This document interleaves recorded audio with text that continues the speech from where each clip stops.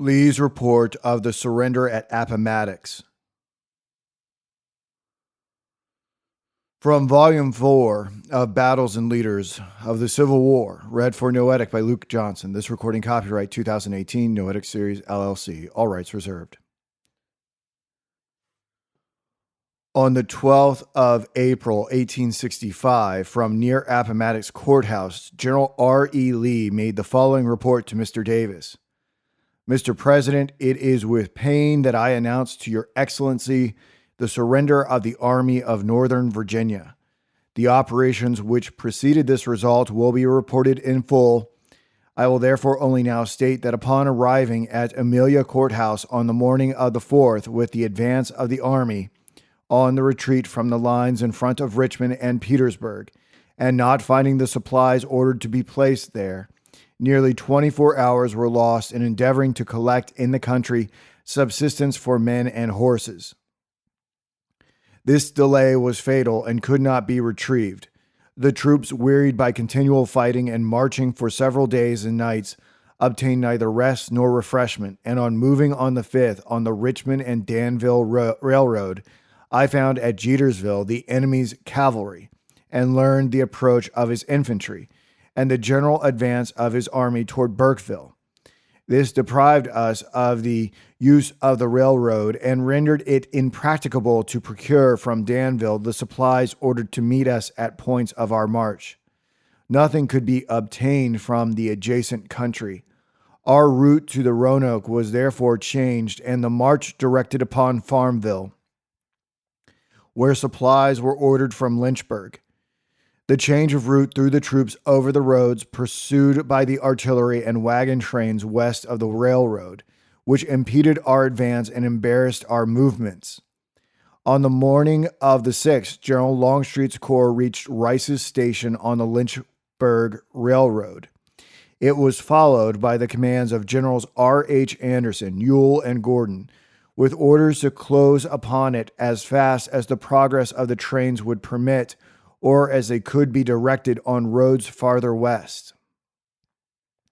General Anderson, commanding Pickett's and B.R. Johnson's divisions, became disconnected, and Mahone's division forming the rear of Longstreet. The enemy's cavalry penetrated the line of march through the interval thus left, and attacked the wagon train moving toward Farmville. This caused serious delay in the march of the center and rear of the column and enabled the enemy to mass upon their flank. After successive attacks, Anderson's and Ewell's corps were captured or driven from their position. The latter general, with both of his division commanders, Kershaw and Custis Lee, and his brigadiers, were taken prisoners. Gordon, who all the morning, aided by General W.F. Lee's cavalry, had checked the advance of the enemy on the road from Amelia Springs and protected the trains, became exposed to his combined assaults, which he bravely resisted and twice repulsed. But the cavalry, having been withdrawn to another part of the line of march, the enemy massing heavily on his Gordon's front and both flanks, renewed the attack about 6 p.m. and drove him from the field in much confusion. The army continued its march during the night, and every effort was made to reorganize the divisions which had been shattered by the day's operations. But the men being depressed by fatigue and hunger, many threw away their arms, while others followed the wagon trains and embarrassed their progress.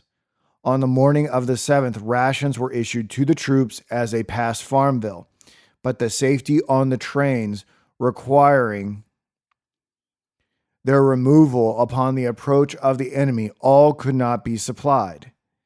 The army, reduced to 2 corps under Longstreet and Gordon, moved steadily on the road to Appomattox Courthouse.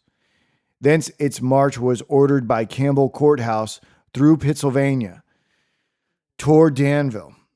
The roads were wretched and the progress slow. By great efforts, the head of the column reached Appomattox Courthouse on the evening of the 8th, and the troops were halted for rest. The march was ordered to be resumed at 1 a.m. on the 9th. Fitz Lee, with the cavalry, supported by Gordon, was ordered to drive the enemy from his front, wheel to the left, and cover the passage of the trains, while Longstreet, who from Rice's Station had formed the rear guard, should close up and hold the position.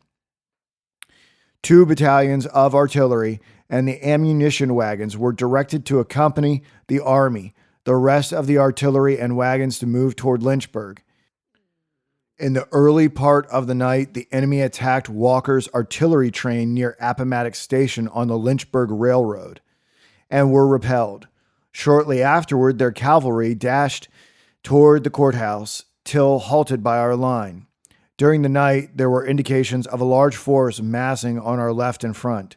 Fitz Lee was directed to ascertain its strength and to suspend his advance till daylight if necessary. About 5 a.m. on the 9th, with Gordon on his left, he moved forward and opened the way. A heavy force of the enemy was discovered opposite Gordon's right, which, moving in the direction of Appomattox Courthouse, drove back the left of the cavalry and threatened to cut off Gordon from Longstreet. His cavalry, at the same time, threatening to envelop his left flank. Gordon withdrew across the Appomattox River, and the cavalry advanced on the Lynchburg Road and became separated from the army. Learning the condition of affairs on the lines where I had gone under the expectation of meeting General Grant to learn definitely the terms he proposed in a communication received from him on the 8th, in the event of the surrender of the army, I requested a suspension of hostilities until these terms could be arranged. In the interview which occurred with General Grant in compliance with my request, terms having been agreed on, I surrendered that portion of the Army of Northern Virginia which was on the field, with its arms, artillery, and wagon trains. The officers and men to be paroled, retaining their sidearms and private effects. I deem this course the best under all circumstances by which we were surrounded. On the morning of the 9th, according to the reports of the ordnance officers, there were 7,892 organized infantry with arms, with an average of 75 rounds of ammunition per man. The artillery, though reduced to 63 pieces with 93 rounds of ammunition, was sufficient. These comprised all the supplies of ordnance that could be relied on in the state of Virginia. I have no accurate report of the cavalry, but believe it did not exceed 2,100 effective men. The enemy was more than 5 times our numbers. If we could have forced our way one day longer, it would have been at a great sacrifice of life, and at its end, I did not see how a surrender could have been avoided. We had no subsistence for man or horse, and it could not be gathered in the country. The supplies ordered to Pamplin Station from Lynchburg could not reach us, and the men deprived of food and sleep for many days were worn out and exhausted.